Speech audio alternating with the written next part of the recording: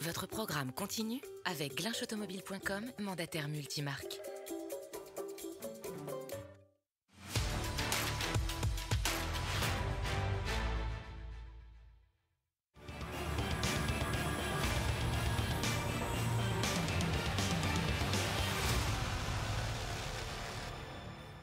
Les 24 heures du Mans virtuel 2023, la 3e édition à suivre partout dans le monde ce week-end, partout en France aussi, avec le studio de LMTV qui nous accueille. Si vous avez des amis qui ont la Livebox Orange, notamment, et sont privilégiés, là, ce fournisseur d'accès, chaîne 346. Ça marche à Brest, ça marche à Bordeaux, ça marche à Lille, ça marche à Marseille. Partout en France, vous nous suivez ici, en plus, naturellement, de tous les relais sur les réseaux sociaux. Avec Aurélien Mallet, on est content, voilà, de suivre une course qui se poursuit, qui maintenant se poursuit bien, avec pour la première fois au niveau du classement général, le team Fordzilla qui est en tête, l'équipage numéro 966. Et le pilote en ce moment qui est en plein relais, c'est presque son heure de gloire quelque part. Eh bien, c'est tout simplement Georgi Dimitrov, et c'est un Bulgare. C'est un Bulgare et c'est son heure de gloire actuellement, Voilà. parce que là, il a vraiment, depuis son arrêt au stand, il a augmenté son rythme. 3 secondes 2 d'avance maintenant sur son dauphin, Michael de Jong, qui est vraiment une pointure, comme on l'a expliqué tout à l'heure. Il a pris l'avantage au moment des arrêts au stand, il s'est arrêté un tour plus tôt et depuis, il déroule, il claque des temps. Et c'est bien impressionnant, quoi. Là, on a vu que les chronos étaient un tout petit peu plus lents maintenant qu'il y a le trafic, ça tourne en 3,27. Mais ça reste très rapide quand on regarde le reste du peloton qui tourne plutôt dans les 3,29, 3,30. C'est franchement une belle performance de la part. C'est vrai, de sur Aurélien Dimitrov. Mallet, la nuit, globalement, c'est une incidence. 3 secondes moins vite autour, même 4 parfois. Même cadre. Bon, après, je pense que là, c'est plus dû au trafic. Normalement, la niche est toujours un tout petit peu plus rapide vu que les moteurs respirent mieux avec la fraîcheur. Même dans les jeux virtuels, même dans les modes jeux virtuels. exactement, c'est pareil. C'est bien modélisé là aussi, donc normalement les moteurs respirent mieux, un tout petit peu plus de vitesse de pointe. Les pneus, c'est pareil, rafraîchissent assez, comment dire, ne chauffe pas trop justement, donc garde le grip. Pareil pour les freins, donc logiquement c'est toujours un tout petit peu plus rapide. Je pense que les écarts par rapport au chrono qu'on voyait tout à l'heure, ça s'explique par le trafic. En tout cas, le team Fordzilla est en tête. On va y revenir un instant avec vous, Aurélien Mallet, mais c'est un team qui a l'appui et pour cause d'un très grand constructeur qui a aussi marqué de son empreinte l'histoire des 24 heures du Mans. Exactement, un très grand constructeur qui a eu des victoires en 24 heures du Mans, des victoires légendaires, surtout de 1966. C'est Ford. C'est Ford, du coup, l'équipe officielle Fordzilla étant l'équipe officielle du constructeur Ford. Discret, très discret au tout début de l'épreuve et qui est monté en puissance jusqu'à prendre la tête de la course. Là, au passage, on a revu un contact avec l'une des deux Alpines, le numéro 37. C'est Macduff qui était au volant. Oh, mais il était au contact avec une des Porsche Proton Compétition, finalement, alors que ces voitures ne sont plus en tête de la course. Et je regarde l'incidence que cela, je pense que c'est finalement la 88 qui aurait été heurtée par l'Alpine et qui est elle-même redescendue en 12e position dans le classement. Ah et attention, là, la domination Porsche Proton Coanda en GTE, taillée en brèche. Là, c'est en train de s'effondrer justement, là, leur domination, ils étaient 1 et 2 tout à l'heure, là on les retrouve 2e et donc 12e. C'est vraiment dommage pour l'Alpine aussi, quoi. Là, c'est un dommage collatéral. Tu payes le prix de l'erreur d'une voiture qui est devant. Là, c'est vraiment pas de chance à ce moment-là. Oui, effectivement. Et là, on retrouve un groupe qui comprend notamment la Porsche Coanda numéro 23. Il y a la Sem9 Axel numéro 21 qui est en 12e position, entre autres. C'est top cette course, elle est top. Est-ce qu'en tête justement avec la numéro 966, le Bulgare Georgi Dimitrov est-il ou non rattrapé? En tout cas, il est hyper vite. Il tourne en 3,26,000. C'est son chrono pour boucler le 89e tour. La concurrence est un petit peu plus vite. Là, en 3,25,9, ça fait qu'un dixième. Quel fut 16 millième pour le deuxième, 47 millième pour le troisième de repos. 3 secondes 7 entre les voitures du duo de tête. Exactement, et toujours le top 6 qui se tient en moins de 9 secondes, donc ça reste encore très ouvert dans cette catégorie.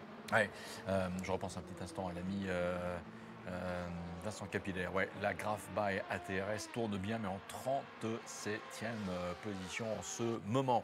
Et justement, Proto GT, la bataille est belle partout pour Redline. On rappellera que c'est Jeffrey Riedville, le néerlandais, qui pilote la numéro 1 et qui est à 3 fois rien en fait. Hein, globalement, une demi-seconde de Mitchell de Jong et la Porsche Honda numéro 20, deuxième. C'est ça, un tout petit peu plus d'une demi-seconde, quasiment 6 dixièmes justement d'écart, donc ce qui lui permet d'avoir l'aspiration, comme on l'expliquait tout à l'heure, qui va pouvoir donc revenir un petit peu sur la deuxième place et pourquoi pas essayer de l'attaquer. Et là dans les GT, on a notamment les couleurs du team SF eSports Team avec la Ferrari numéro 51 qui est en 7e position. Qui pilote en ce moment la numéro 51? Eh bien c'est Casper Stolz qui est un pilote danois. Et derrière le D-Station Racing avec l'Aston Martin que Mark Veit, le pilote allemand, pilote en ce moment. Là, les phares sont ceux de son Aston Martin P2 qui arrive. Et donc, confirmation aussi, on peut en effet, en lien malais, donner des appels de phare, même de nuit, pour bien évidemment alerter la vigilance d'un pilote GTE rattrapé sur le fait que oui, il est rattrapé et souhaite être déplacé rapidement. Exactement, oui, ça permet de prévenir les GT de l'arrivée d'une LMP et surtout dans cette partie du circuit où il y a deux petits virages qui se prennent à fond, mais un changement de ligne quand même. Comment dire, si la LMP ne flash pas devant, ça peut vite virer au drame pour les deux équipes. Mais c'est quelque chose à prendre en compte.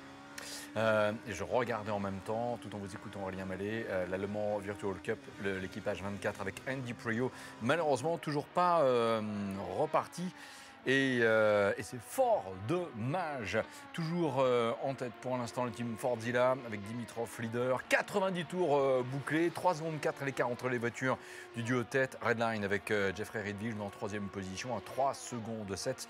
Donc le tiercé de tête se tient en même pas 4 secondes. Le quintet de tête en 7 secondes et le top 10 en globalement 15 secondes. Voilà. Donc marge de manœuvre hyper limitée et l'on retrouve en ce moment la bataille, regardez bien, pour les 2 troisièmes places puisqu'on a encore une fois 2 dixièmes entre ces deux-là. Mitchell de Jong qui a l'écran supérieur et donc en dessous Jeffrey Riedville, le team Redline numéro 1. On les voit un tout petit peu plus en tension que tout à l'heure. Tout à l'heure ils étaient un petit peu plus calmes, là on les voit le visage un peu plus marqué. Ils reviennent progressivement sur Dimitrov, quoique là c'est au deuxième partiel, c'est toujours à 3 secondes 5, donc au final l'écart est stable. Il était 3 secondes 3 après après le premier partiel, 2 dixièmes de perdu sur le deuxième, donc on revient encore à l'écart de début de tour. J'aimerais bien en savoir un petit peu plus sur la voiture de Andy Priault. Je suis parti aussi à la pêche aux infos pour ne rien vous cacher. Continuons également avec l'ambiance sonore de suivre ces deux voitures qui arrive là au virage de Mulsanne. Et en fait, Aurélien Mallet, De Jong et Riedville sont les deux plus vite du plateau. Ils continuent d'aligner des tours en 3 minutes 25, pas en 2,25 mais en 3,25. Giorgio Dimitrov est un tout petit peu moins vite, mais reste quand même bon leader avec 3 secondes 3 d'avance. C'est un dixième, même pas un dixième de concéder encore sur le dernier tour. Donc c'est encore une très très beau rythme imprimé par le leader Dimitrov. Ouais, Georgi Dimitrov, alors que justement les deux Redline maintenant se suivent dans le classement, puisque sur la numéro 2, Luc Bennett ces derniers instants a pris l'avantage sur l'Alpine numéro 36, qui reste quoi qu'il en soit vaillamment piloté par Colin Spork en ce moment, mais il a dû laisser passer la deuxième des voitures de l'équipe Redline en Le Mans prototype, la numéro 2, qui est désormais en 4e position. Avec un très bon rythme d'ailleurs, cette deuxième voiture Redline, 3,25.6 justement sur le dernier tour, c'était la voiture la plus rapide en piste. Donc il revient à 6 secondes 7 du leader, un tout petit peu plus de 3 secondes du podium pour l'instant, mais ça revient progressivement. Romain Grosjean, on le rappelle, est aussi dans la course avec Mathis Poulet, Martin Hemmingsen danois et le pilote turc Ulas Özildirim. Il porte le numéro 18. Qui pilote en ce moment et où en est cette voiture dans le classement? Tiens, bonne question, ça, elle est où finalement dans le classement, dans l'immédiat? La numéro 18, elle est en 19e position. Et c'est le deuxième relais en cours pour un pilote qui est passé nous rendre visite tout à l'heure et qui n'est autre que Mathis Poulet. Du côté de ses chronos, il est pour l'instant en 3,30. Mais que voulez-vous, on a beau être manceau, on a aussi eu le droit de débuter au Mans, d'apprendre le Mans et de piloter pour la première fois de nuit. Et sincèrement, je trouve qu'il s'en sort très très bien, Lenny Mathis, en 9e position. Et là, on retrouve donc du côté du team Redline la numéro 2 qu'on suivait ces derniers instants à l'image en 4e position. Si vous êtes des supporters du Panis Racing Team, vous noterez qu'en ce moment, la numéro 65, elle est pilotée par Thibaut Cazobon et qu'il évolue dans le classement à la 15e place. La deuxième des Alpines est en ce moment en 17e position. C'est l'Américain Rory McDuff qui la pilote en ce moment, la mieux placée des Alpine eSports, est en 5e position. Et c'est là que vous allez dire, on parle d'Alpine, c'est bien. Mais peut-on avoir des nouvelles de la Peugeot numéro 93, qui a un petit peu un parcours quand même en dents de scie jusque-là. On ne peut pas dire le contraire, Aurélien. Maxime Briand. Quelques petits soucis effectivement pour le team Peugeot eSport qui a vraiment joué le jeu. On l'a vu avec le local qu'ils ont mis en place à Versailles.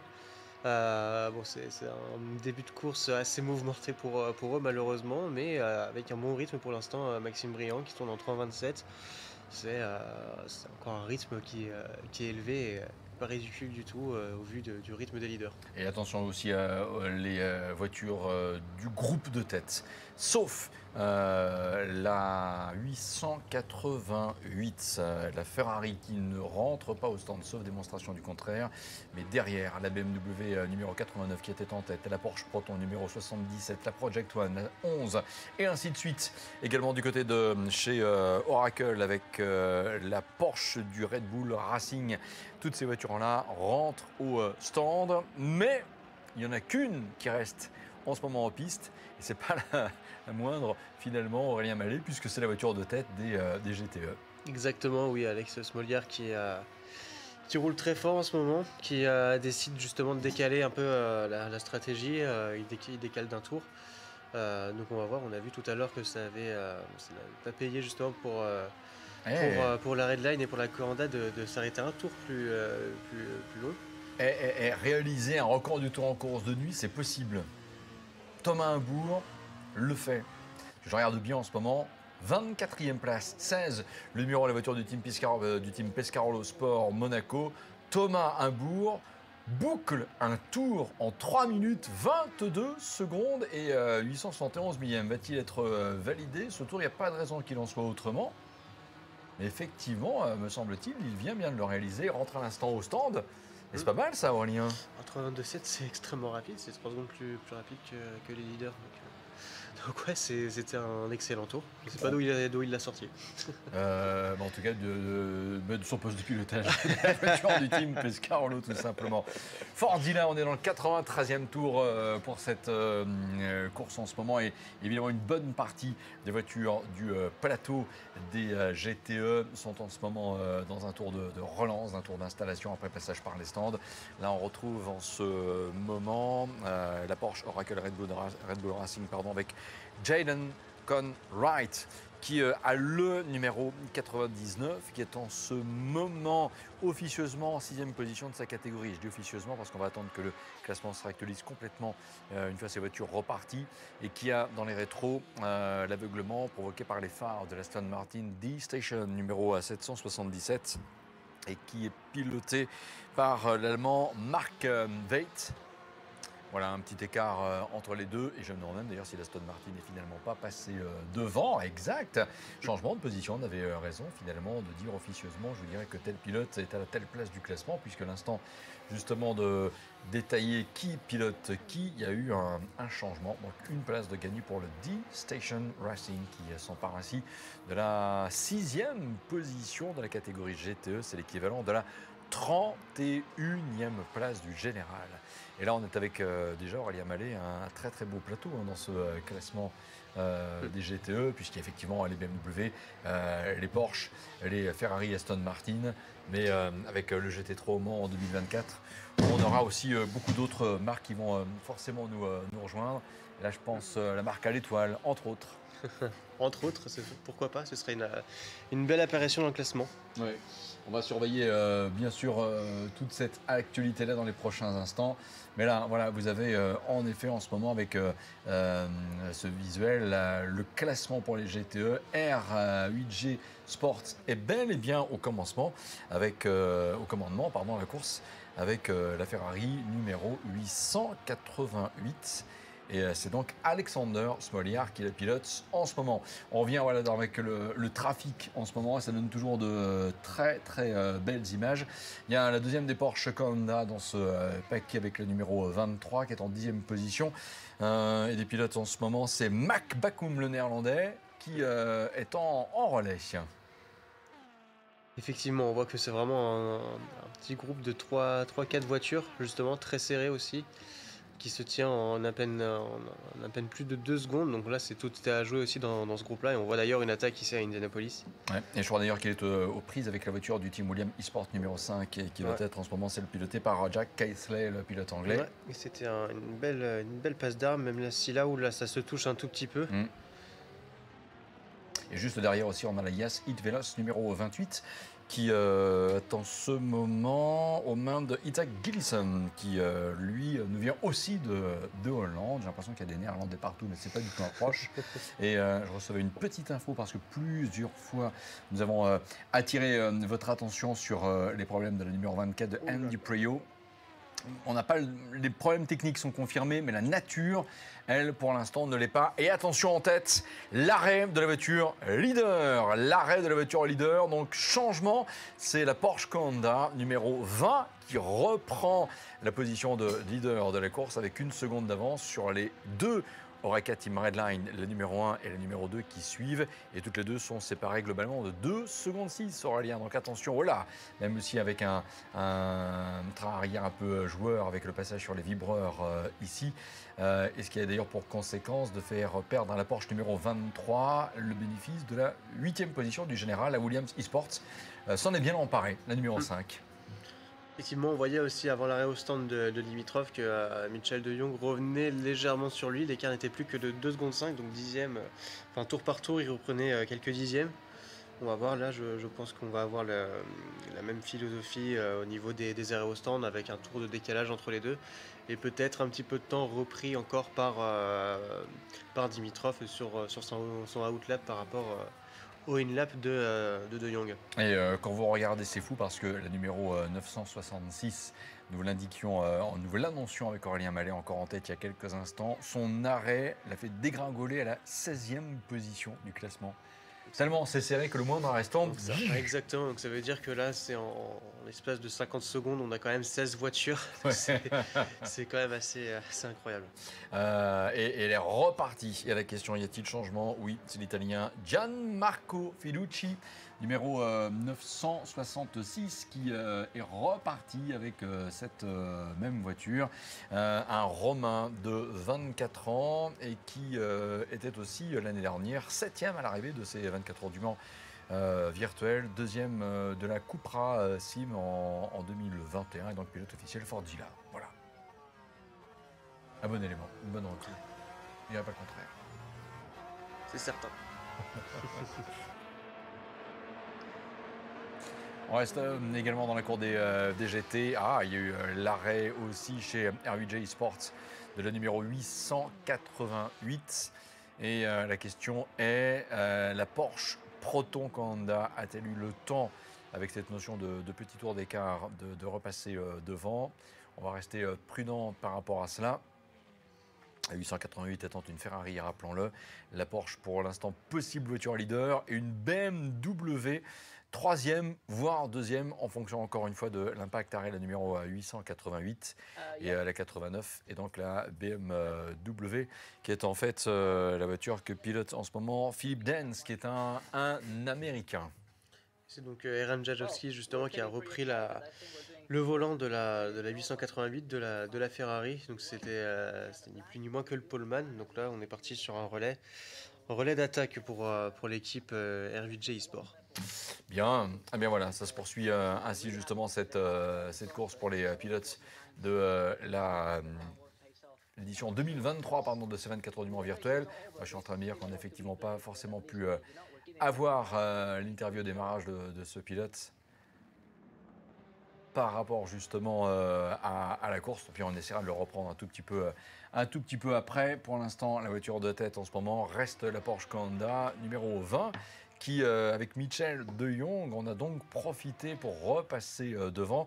Et du côté de chez Redline, c'est une belle offensive en ce moment, Aurélien Mallet, puisque les numéros 1 et 2 se suivent aux 2 et 3e position. Globalement, 2 secondes pour la numéro 1 et 5 bonnes secondes et demie pour la numéro 2, écart vis-à-vis de la Porsche Honda numéro 20.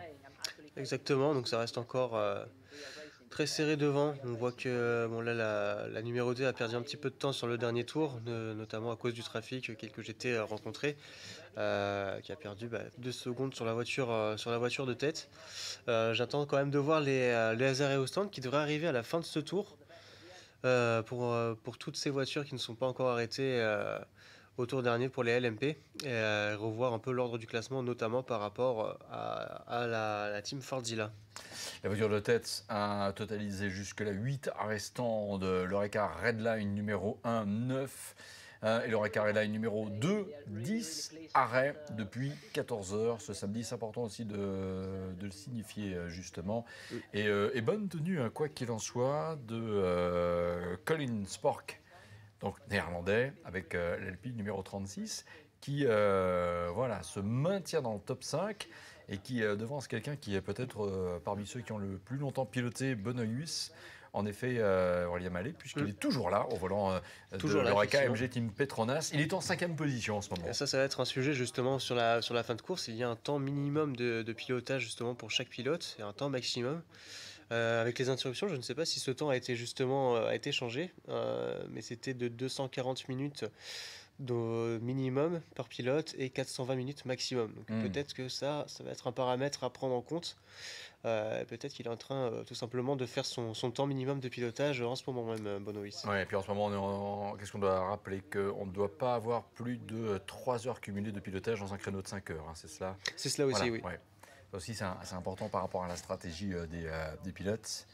Michel De Jong, 95e tour en cours, un petit peu plus de 2 secondes d'avance sur la première des voitures du team Redline.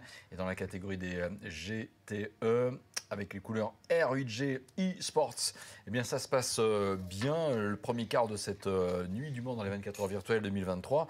Puisque finalement, dans son tour d'installation, le Macédonien Eran Jajovski est resté leader. Mais attention, ça va être hyper intéressant à suivre, Aurélien Mallet, car la Porsche Proton Honda numéro 77 est revenue à 1 seconde 06.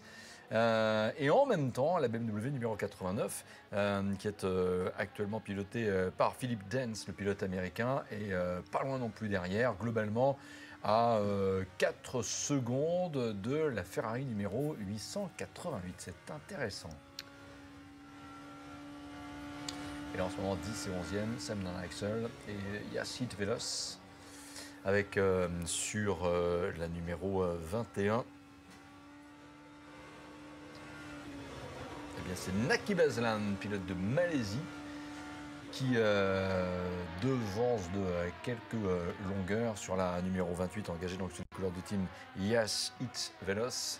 Un pilote qui n'est autre en ce moment que Isaac Gillison. Il est néerlandais. En fait, je crois que toutes les équipes qui rentrent au stand également. Hein. Toutes les équipes ont au moins un néerlandais, je crois, dans l'équipage. C'est à croire, ils ont la cote. Très clairement, et on assiste à une vague d'arrêts très importante. L'Alpine 36, AMG Petronas, R8G également avec le numéro 8 qui rentre au stand. Chez Brabham, chez William eSport avec la 5. Sam 9 XL, Yes, It Velos, on l'a vu. Floyd Van Vool, Panis Racing, Arnage Compétition. Toutes ces voitures sont en train de rentrer au stand en ce moment. Et attention également à l'anglais Luke Bennett qui, avec l'Oreca Redline numéro 2, réalise un tour en 3:24.264. Quel que soit le pilote, on n'avait jamais chronométré sur un tour la numéro 2 aussi rapidement, aussi vite. Et ça aussi, c'est un bon indicatif de détermination pour la suite de la nuit. Effectivement, 7 dixièmes de repris au leader Michel De Jong. 5 secondes 2 d'écart maintenant, donc ça revient. Et c'est assez surprenant de voir justement toutes ces voitures qui sont capables de revenir justement sur la tête de course à des moments différents en fait, Ouais. au niveau de la course. C'est assez surprenant de voir ça. C'est comme si quelqu'un avait trouvé du rythme comme ça en un claquement de doigts. Alors que bon, c'est pas le cas, hein, mais c'est assez intéressant à suivre justement. Chez SEM9 Axel, la numéro 21, c'est Naki Bazlan, le pilote de Malaisie, qui est resté au volant. Et l'on va saluer pour l'équipage Alpine Esports numéro 36, l'entrée en piste de Léo Boulet. Et d'autres changements aussi avec chez AMG Team Petronas, Aurélien, c'est Graham Carroll qui reprend le volant. Carroll. Qui reprend le volant, qui a fait jusqu'ici, qui n'avait fait qu'un seul stint d'une demi-heure, donc là qui prend le volant certainement pour un petit moment dans la nuit. Et chez Panis Racing également, le pilote néerlandais Job van Uitert qui est de nouveau en piste. Jimmy Antunes également pour un âge compétition en 17e position avec l'Oreca numéro 100.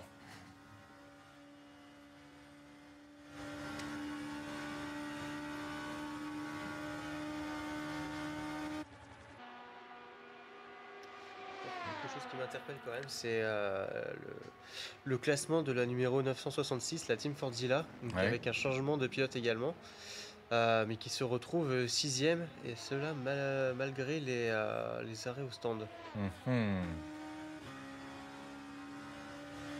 Oui. Pendant que les 5 premiers ne se soient pas encore arrêtés, ce serait peut-être pour ça qu'il y a encore cet écart. C'est vrai qu'on n'a plus le même nombre. On avait commencé tout à l'heure à détailler le nombre d'arrêts cumulés depuis le départ. La Porsche de tête, on a 8.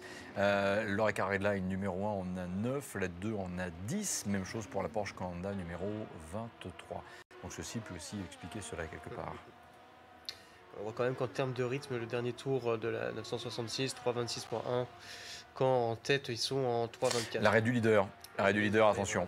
L'arrêt du... les 5 premiers qui vont s'arrêter. Oui, en tout cas, les voitures du tiercé de tête, là, sont dans la voie de décélération, même si ce n'est pas forcément l'image qu'on est en train de suivre en ce moment, mais ça, c'est pas grave, parce que ce qu'il faut, évidemment, c'est parler de tout le monde, mais globalement, c'est très, très important de le signifier.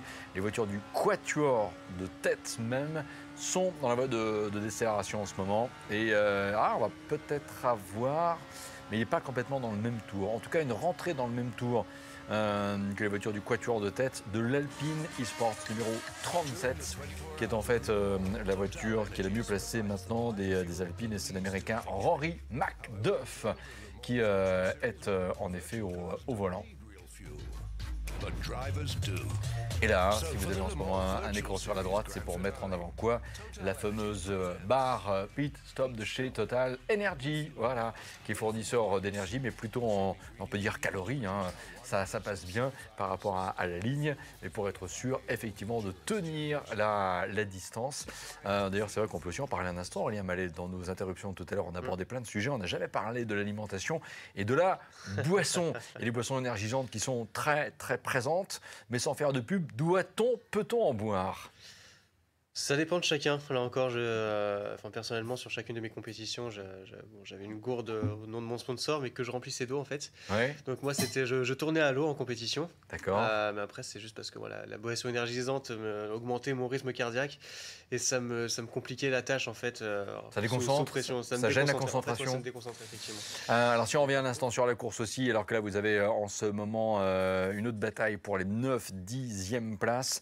Retour en piste des pilotes du groupe de tête, comme nous l'avions annoncé. Et pour revenir sur votre interrogation justifiée d'il y a quelques instants, avec le team Fordzilla et le numéro 966, et bien finalement, l'Italien Gianmarco Fiducci a profiter de cette vague d'arrêt devant lui pour revenir en deuxième position.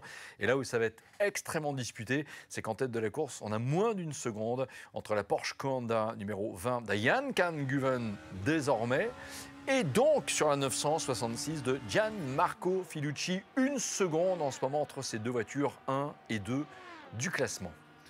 Effectivement, après de ce que je regarde sur les chronos, j'ai l'impression que Fiducci est un tout petit peu en dessous de ses coéquipiers. 26.6 sur le dernier tour, donc ça fait 2 tours en 3.26 quand les autres équipes de tête tournaient en 3.24, 3.25. Qu'à voir sur la longueur, est-ce que c'est pas justement la mise en route qui est un tout petit peu compliquée, mais qui va s'améliorer. Ouh là là, c'était chaud là. Ouais, en sortie de la première chicane d'une Audière. Et je regardais aussi la SEM9 Axel qui porte le numéro 21 pour cette équipe qui vient de Malaisie. Mine de rien, Nakib Aslan fait une très belle course aussi. Il est dans un tour d'installation en ce moment, mais ce tour d'installation, il le mène avec une place dans le tiercé-tête à conserver impérativement. Pas mal aussi, hein.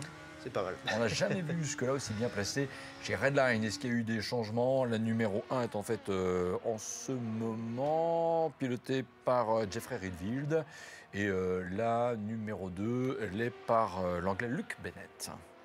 On voit que Guven est déjà parti sur un rythme, un très bon rythme. Il a déjà mis une seconde à son poursuivant. Presque deux même. Philippe Che, ouais, c'est ça exactement. Il est ressorti avec une seconde d'avance. Là, il en a maintenant deux quasiment. Donc déjà un gros rythme dès le début. Donc là, une mise en route, une mise en action très bien exécutée. Et dans le classement des GTE, R8G eSports avec la Ferrari numéro 888, toujours au commandement. Et c'est Eran Jajowski, le Macédonien, qui en ce moment devance la Porsche Proton Coanda numéro 77. Piloté par Jefferson Giassi qui avait pris le départ, d'ailleurs le Brésilien. Entre les deux, on est à 2 secondes 8. Et la BMW numéro 89 engagée sous les couleurs du Team BS plus compétition avec un équipage qui associe un Canadien, un Américain, un Slovaque, un Britannique. Et c'est Philippe Dance, l'Américain, qui est en ce moment au volant d'une voiture que l'on retrouve bien hein, puisqu'il est globalement à 6 secondes 7 du leader. Donc un écart aussi serré en GTE qu'on ne l'a en Le Mans Proto. Effectivement, et on voit Eran Jajowski aussi qui est parti en 3,49. Là, ça fait 2 tours qu'il a mis en petit 49, qui augmente son avance sur la concurrence. Ouais. C'est assez impressionnant à voir. Oui, c'est impressionnant aussi de voir chez Sem9 Axel et chez Redline la bataille pour la 4e position, puisque Redline, voilà, elle a mené l'offensive. Ça ne dévalorise absolument pas les places chez SEM9. C'était très chaud ici au freinage de la Dunlop, mais sur la numéro 1, on constate quoi que Jeffrey Redfield est repassé 3e. Sur la numéro 2, Luke Bennett est repassé en 4e position. Donc la Sem9 Axel un petit peu était renvoyé dans les cordes. Mais quand même, 5e, c'est pas mal du tout. C'est une très bonne position aussi, c'est pareil pour un équipage qui a été très discret jusqu'à maintenant. De le retrouver aussi haut dans le tableau, c'est aussi une surprise et ça fait plaisir à voir. Ian Guven qui doit être dans son 98e tour en ce moment. Ça sera intéressant de le voir passer dans un instant parce que là, on a encore l'affichage du chrono du tour d'installation. 1 seconde 5, hein, l'écart seulement au niveau des voitures de tête. J'ai réussi à réduire un petit peu l'écart par rapport à tout à l'heure. 1 seconde et demie, en effet. Première Alpine, Léo Boulet, 6e position. Et chez MG Team Petronas, pas évident pour l'instant. Le numéro 63 est aux mains de Graham Carroll, le pilote anglais que l'on retrouve en ce moment en 8e position.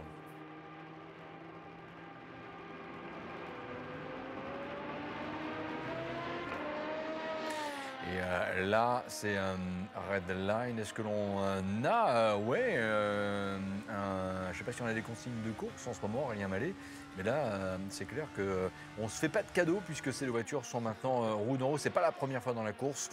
2 dixièmes d'écart entre Redfield et Bennett, 3 et 4e. Il n'y a pas de consigne de course, si ce n'est ne vous accrochez pas. Voilà. Tout simplement, mais après, je pense qu'ils sont libres de se batailler. Et souvent, on pense... c'est des images qu'on avait eues ces dernières années dans les 24 heures du Mans et pas que. Mais quand effectivement les Toyota sont en tête, que le 8 et la 7, et la 7 et la 8, ça dépend, se suivent comme ça d'un petit rien, on doit se dire quand même chez Toyota. Les gars, calme. Dans ce genre de situation, on a quand même beaucoup plus à perdre qu'à gagner. Ouais, c'est clair que c'est toujours, quand c'est une bataille pour le même constructeur, c'est toujours un petit peu... stressant. Et ces deux pilotes-là que l'on suit en ce moment à la lutte, ils arrivent à Arnage, encore une fois, à moins de 2 secondes de la Porsche Coanda, piloté par Ian Guven. Et donc c'est un pilote turc qui est en tête aussi du classement général. C'est bien, on a plein de nationalités. On a fait un petit peu un tour du monde tout à l'heure en détaillant les nationalités au départ et leur, on va dire quelque part, leur représentation dans la course pour bien marquer encore une fois l'aura planétaire et l'impact que le Mans suscite. Et dans la presse récemment, c'est Sébastien Buemi qui le disait, vous allez voir, avec le phénomène hypercar, ça va beaucoup révolutionner de choses et ça va, je pense, aussi changer le regard de beaucoup de pilotes pour ceux qui rêvent, et c'est légitime aussi, de rejoindre une équipe usine et quelque part d'être payé pour effectuer votre métier, à savoir piloter. The Redline qui passe à l'instant. On regarde ce qui se passe en GTE. R8J Esports toujours au commandement. Pas de changement pour Ariane Jaszowski. Le Macédonien qui, si on regarde les chronos, tournait en 3,49. Et en ce moment, Aurélien Mallet, les plus vite des pilotes en GTE, justement, tourne en 3,49. Et il en est, clairement. Oui, voilà, c'est ça, exactement. On a 2-3 pilotes qui roulent en 3,49. Bon, c'est le premier 3,50 qu'il fait sur le dernier tour. Il vient à l'instant de passer la ligne. Et ça reste un des plus rapides en piste. Il continue de creuser l'écart, notamment sur Jeff Gassi avec la Proton Coranda numéro 77. Et là, on a la 5, la 4, la 4, la 5 en bataille. La 5 avec les couleurs du team Williams eSports, qui avec William Tregurta, avec Tommaso Mosca, Jack Casely et Petar Brijac, a pris l'ascendant sur sa rivale en étant en fait en 11e position en ce moment. C'est Tommaso Mosca, l'Italien, qui pilote la numéro 5. Et juste derrière, avec les couleurs du team Floyd Van Burst, Franco Colapinto, Ben Viscol, Jesper Pedersen et Jarnej Simonsic pour la composition de l'équipage. Et c'est le Slovaque Jarnej Simonsic qui est bien justement Il est en train d'attaquer au volant. même. Ouais. Juste avant. J'ai l'impression que le jeu d'aspiration, c'est un coup, c'est toi qui mènes un tour, et le tour suivant, c'est moi qui reprends l'ascendant. C'est ça, ce qui n'est pas une mauvaise chose en soi, vu Ouais. qu'il ne se gêne pas. Donc en fait, sur chaque ligne droite, il récupère en fait l'équivalent de 3-4 voitures de distance par rapport aux concurrents qui n'ont pas l'aspiration. Voilà, et Jarnej Simonsic, on le voit repasser en ce moment devant son rival, mais jusqu'à quand, ça c'est à la suite de la course qui le dira. On regarde l'évolution de l'écart en tête, c'est important. Ian Can-Guven, leader, mais menacé. Car au dernier pointage, avec le team Fordzilla, déjà on a un écart qui est repassé à 6 petits dixièmes. Et attention pour le team Redline, qui n'est pas loin, puisqu'on va rappeler en effet que le quatuor de tête, c'est fou, mais se tient même pas 2 secondes. Le top 5 en 7 secondes, le top 10 en 17 secondes. C'est ça, le quatuor de tête, oui, c'est ça, les 4 premiers en 1 seconde 9, c'est Je rêve de ça au 24 heures du Mans, un top 10 en 15 secondes. Et on l'aura, allez voir, on va l'avoir en juin prochain. Pour Ian Can-Guven, c'est clair que la mission n'est pas facile. En plus, là, Aurélien, je ne vais pas dire de bêtises, c'est son premier relais ou pas? Parce que pour certains, compte tenu des neutralisations, je pense que c'est son premier relais, le premier relais, je ne sais pas si c'est un cadeau ou pas, mais de nuit, d'entrée de jeu. C'est-à-dire que là, franchement, voilà, on rentre de nuit. Je pense que c'est réfléchi, à mon avis. S'ils avaient prévu de faire son premier relais de nuit, c'est qu'il a dû s'entraîner à faire ses premiers relais de nuit, à mon avis, en entraînement. C'est normalement le placement de chaque pilote, de chaque slot, justement, dans les 24 heures est réfléchi et on s'entraîne en conséquence. On ne va pas faire des entraînements de jour si on doit faire toute la course de nuit. Turc de 25 ans, on le rappelle, pour les amateurs de Porsche Carrera Cup en France, vous l'avez vu, notamment en saison 2017, 2018, en Porsche Super Cup également, et voilà, qui est en effet bien suivi par la maison mère, et c'est complètement normal. En tout cas, Ian Can-Guven a une carte à jouer en ce moment, alors qu'on va bientôt afficher bien finalement le cap des 100 tours. On est dans le 99e. J'ai hâte de voir comment ça va évoluer en tête de la course. 834 millième en ce moment entre Guven et Fiducci, le team Fordzilla. Le plus rapide dans le dernier tour a été le 4e finalement, c'est Luc Bennett en 3,24, 643. C'est plus qu'une seconde 7 entre le 4e et le leader.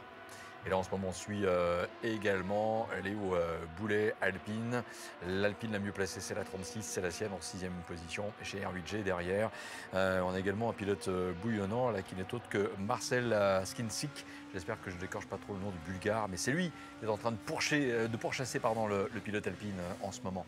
Et je rappelle également que demain, sur le coup de 11h, on aura une légende des 24 heures du Mans qui nous rejoindra. aussi, puisqu'on aura le grand plaisir de retrouver Jean-Claude Andruet qui viendra nous faire un petit coucou.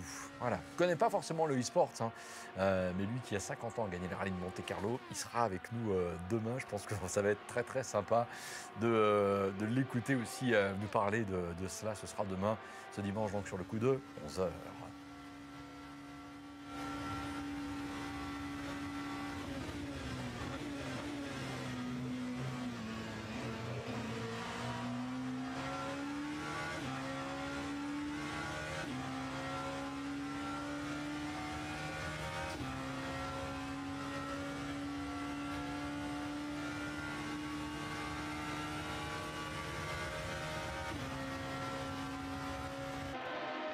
Marcel Ciencic à la lutte avec Léo Boulet devant lui, objectif s'emparer évidemment de la 6e position.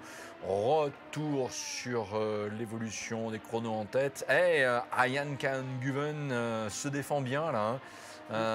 Il y a la seconde encore entre lui. Ah, changement par contre chez Redline, puisqu'on a eu le passage de Jeffrey Rietveld en 2e position à l'instant. Effectivement, donc, qui apporte une attaque sur le team Fordzilla, Fiducci, qui donc Rietveld maintenant qui est 2e pour le team Redline, à 1 seconde 1 du leader. Donc clairement c'est extrêmement serré. Et derrière on voit aussi Luc Bennett qui est pareil, qui a 1 seconde 6 du leader, qui a dépassé à l'instant également Fiducci. Donc 2 places de perdu pour le team Fordzilla. Dommage. Et les 2 teams Redline qui gagnent chacune une place, qui se retrouvent 2e et 3e et qui vont pourchasser maintenant la team rivale, le Porsche Coranda. Ouais. Je reviens un petit instant sur le profil de celui qui a été un instant dépassé au niveau justement du team Fordzilla.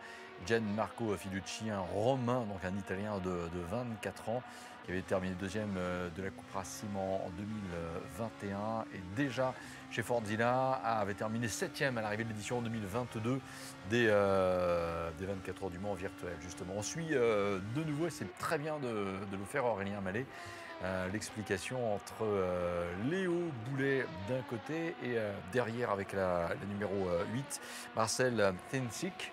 Léo Boulet résiste bien, voilà, sans complexe, pas se laisser impressionner. Effectivement, pour l'instant, la voiture derrière n'a pas pu porter d'attaque, reste assez loin, à peine le bénéfice de l'aspiration à cette distance. Donc non, c'est une bonne défense pour l'instant de Léo Boulet.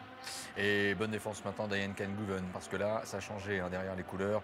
Redline est repassé à l'action en revenant en 2e position. Quand je dis Redline repassé à l'action, ils sont toujours à l'action. Mais là, effectivement, cette offensive permanente se caractérise par un passage en 2 et 3e position des Oreca Redline numéro 1 et numéro 2. Et l'écart, ça plairait aux Porschistes, mais est de 911 millièmes entre la Porsche Honda et la mieux placée des teams Redline. 847 millièmes maintenant. Ouais, attention là, il se passe des choses en tête du classement Le Mans Prototype. On va jusqu'à 23h ensemble, 5 minutes. Est-ce qu'on va voir la régulière un changement de leader ou pas? C'est la très belle bataille en ce moment. Chaque secteur, justement, Rietveld reprend du temps. Là, je pense qu'on va avoir une explication entre les 3 premiers bientôt, parce que là on a 8 dixièmes d'écart entre le leader et son dauphin et une demi-seconde d'écart entre les 2 Redline, donc 2e et 3e. Ouais. Je pense que ça va être dans pas longtemps. Et cher, on l'a bien vu, hein, vous êtes aussi très sensible à ce qui se passe dans la catégorie des GTE, c'est normal. Et nous aussi, hein, croyez-le bien, elle était effectivement en pole position en GTE, la Ferrari 888, toujours en tête de cette catégorie avec Eran Jajowski, le pilote macédonien du Nord, 92e tour, 3 secondes d'avance, un petit peu plus sur la Porsche Proton Honda, numéro 77, piloté par Jefferson Giassi et Project One by Door avec la Porsche numéro 11, est également une voiture qui a toujours été dans le coup, d'ailleurs récompensé avec la 3e position, le relais en cours et pour Moritz Lohner.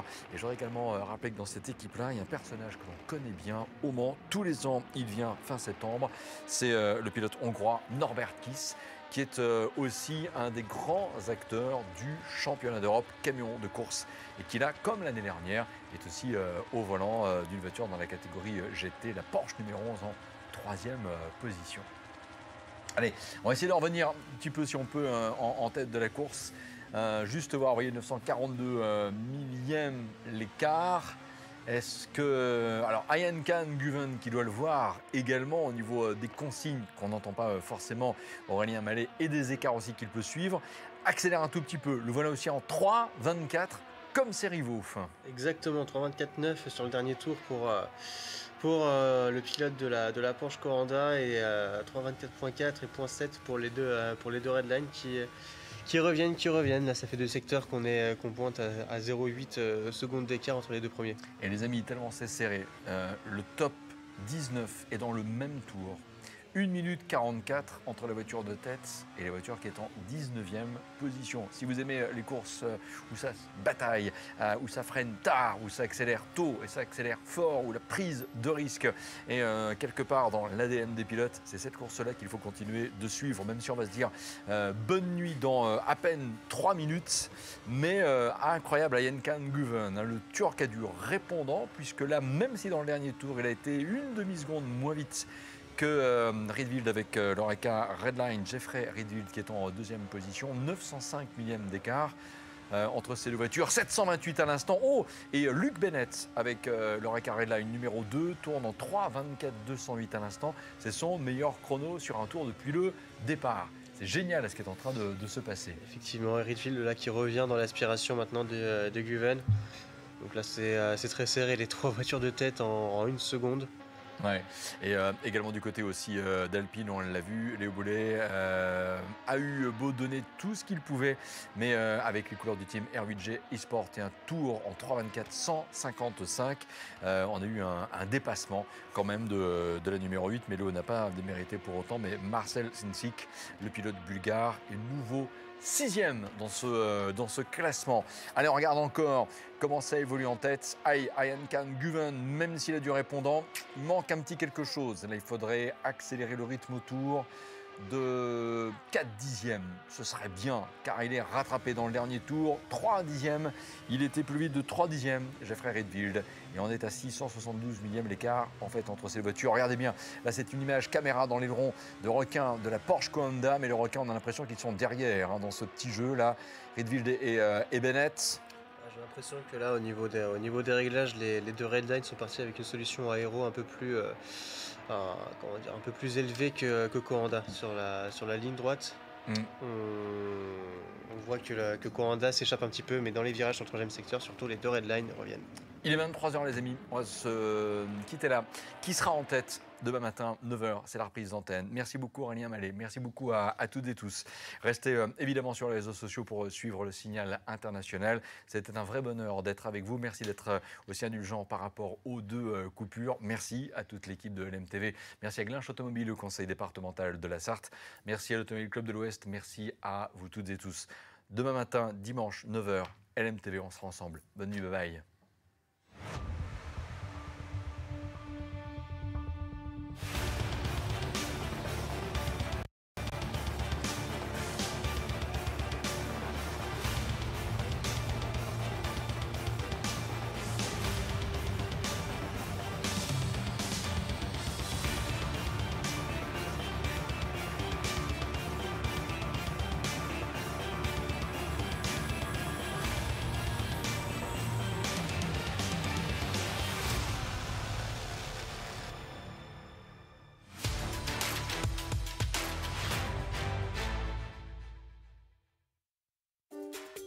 C'était votre programme avec glinchautomobile.com, mandataire multimarque.